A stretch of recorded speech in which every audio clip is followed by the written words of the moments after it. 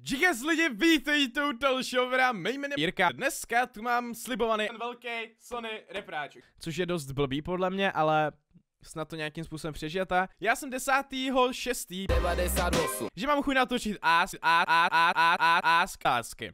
Vy jste mi jich tady napsali přes 7, určitě vybírat nebudu, ale zkusím vybrat nějaký ty zajímavý a zkusím na některý z nich odpovědět. My se jako vrhneme na ty Sony repráček.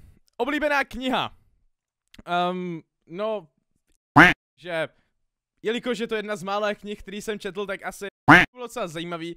A říkal jsem si jako, tyjo, Marvexe, tohle co bys měl zkusit, to je něco, co by tě mohlo bavit a třeba bys mohl časem zaujmout i nějaký lidi. Co bys dělal, kdyby ses ráno zbudil jako PewDiePie? No, God!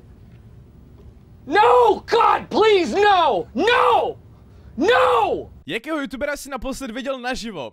To bylo asi PewDiePie, když byl v Brně. Líbí se ti nějaká youtuberka nebo holka? Co to je za otázku?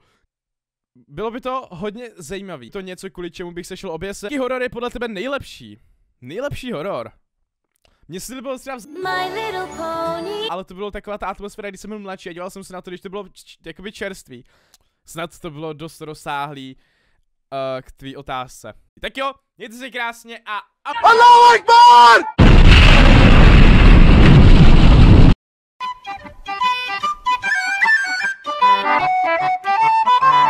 It's the dream.